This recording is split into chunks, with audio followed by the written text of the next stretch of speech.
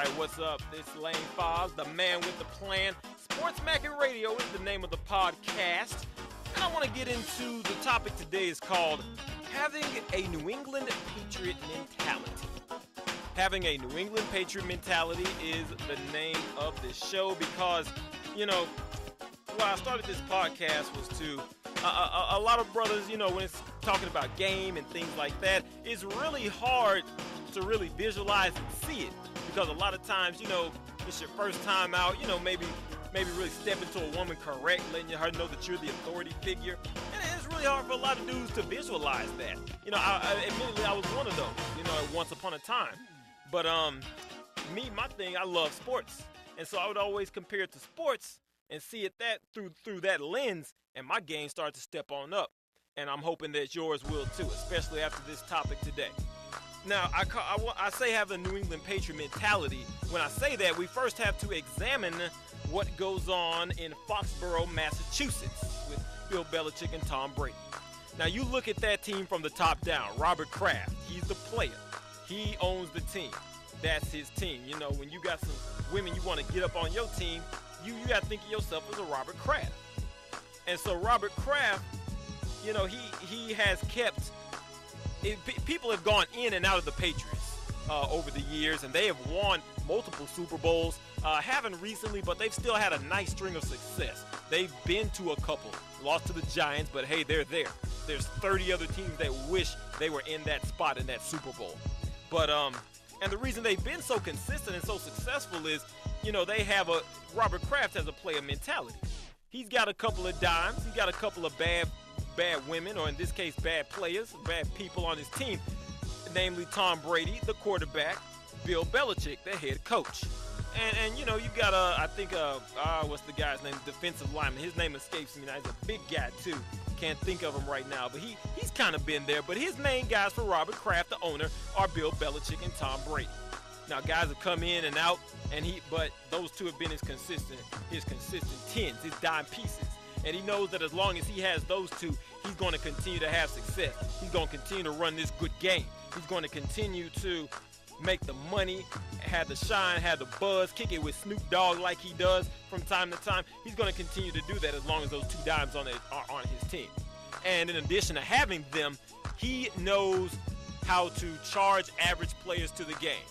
And when you charge a woman to the game, the NFL's equivalent is to cut their ass. Basically cut them.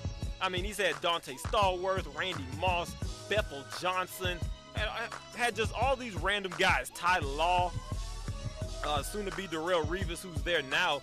I mean, the list goes on. Ben Jarvis, Green Ellis, the law firm, Corey Dillon, a lot of these guys. But they cut them in a heartbeat because they recognize when they are average. They don't waste their time on an average player. And you got to have the same mentality. Recognize when some of these women are average. That's what you got to do. You don't want to come across as a simpish dude. Now let's take a look at the flip side of the coin. Let's take a look at a team like the Kansas City Chiefs. There was a wide receiver for the Philadelphia Eagles. This was during the Donovan McNabb years. His name was Fred Lewis, I think his name was, Freddie Jackson. It was something like that. Freddie something. The brother had a couple good games for Philadelphia. The brother had a couple of them. He did a couple things right, and it's just like an average woman. Maybe she giving you that good head or that good pussy. She giving it to you the right way. But the problem is, every now and then they want to get out of line. They want to think they a little higher than they actually are. And Freddie Lewis, we'll just call him Freddie. And Freddie was one of those guys. He was one of those early trash-talking wide receivers that thought he was a quote-unquote diva, as the media calls these wide receivers. And the Eagles charged him because he was just talking a good game about how it was all him, basically fuck Donovan McNabb and all of this shit. They recognized bullshit in Philly when they saw it, and they cut his ass. And here's the other side of the coin. Who picked him up? The Kansas City Chiefs. The Kansas City Chiefs, who really ain't done shit. I mean, they made it to the playoffs last year, but they play what I call garbage football. I think this year, I heard something to the effect of none of their wide receivers have a touchdown. They don't have a wide receiver touchdown. Now, quarterback Alex Smith may have thrown it to a running back, Jamal Charles or, Cyrus Gray, one of those guys or something like that. But they don't have a wide receiver touchdown. And they're playing garbage football. So now they're kind of like that dude that got a little cash. But really, you can tell he's a simp. And it's because of moves like that they've made. They signed that guy to a huge contract way back when, and it didn't work. It did not work, and it failed. And that's how you got to be, players. You can't be, that's not what you want to be. You don't want to be like the Chiefs out here just signing, over signing anything. You don't want to treat a 5 like a 10. They gave a 5 dime piece money. And that was a problem. That never works out. Look at the Houston Rockets and Jeremy Lin. I'm a huge Rockets fan. I use them a lot as examples on this podcast. But look at the Rockets. They signed Jeremy Lin to a huge contract from another simpish team, the Knicks. He had a good run with them, 30 games or so, I believe it was. And then it was time for him to get a contract. The Knicks, they kind of pulled a player move. They recognized average when they saw it. They were like, I'm sorry, brother Jeremy Lin, you got to get out of here. Because what happened was the Rockets, they were in a bidding war for Jeremy Lin, the Knicks and the Rockets. And what the Rockets did, Gerald Morey, the general manager, he put something like $17 million on the last year of Jeremy Lin's contract.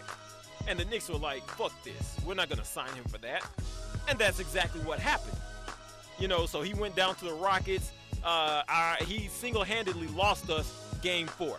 Game 4 with the Portland Trail Blazers in this past season's playoffs. And so, and when you sign an average chick, when you treat her like more than what she is, like the Rockets did Jeremy Lin, they can end up costing you. They could cost you some money. They could cost you some resources, some buzz, some shine. And in some cases, these average heifers could cost you some freedom. Okay? Because they ain't got their shit together. They ain't got shit correct. This dude Jeremy Lin out here committing turnovers. This dude shooting 4 for 12 from the field. That's not a 5-star dude. And that's what you got to do. That's not a 5-star chick. Do you know what I mean? I'm jumping back and forth to get you to see the clear picture. Make sure that you have a New England Patriot mentality in which you locate some dimes, get you a couple. And they're on, and your city may not be popping with a lot of dimes. There's places where it's more dimes than others. When I say dime, she look correct, she coming at you correct, respects you as a man, got her shit together. When you lay down the law, you be authoritative, she responds because she's confident enough in her game to let you lead and take control. A quality woman is going to want that. She looks for that in a man, And so look for that. Look for Tom Brady. Look for Bill Belichick. Don't look for no Jeremy Lin. Don't look for these fly-by-night cats. Don't look for that because that's not what you want. That's not gonna be a good long-term deal. Yeah, at the press conference when they sign him, a little buzz, just right when you sign that chick, when you get her, she might suck your dick good. She might do a little something good, but the problem is, make sure that, but let me back up. That it doesn't last is what I'm saying. Yeah, after the press conference come the actual games, come the day-to-day shit, come the time you trying to chop it up, and she's shooting 4 for 12 from the line. She ain't hitting on none of your major checkpoints, and you gotta recognize when you got a chick like that and cut her, just like the Patriots do. When they recognize bullshit on their team, they cut them. They cut their asses quick, and that's how you have to be. Have a New England Patriot mentality, man. Step your game up. But that's been today's SportsMackin. Again, having a Patriot mentality. That was the topic today. We'll see you guys, see you players, see you family another time.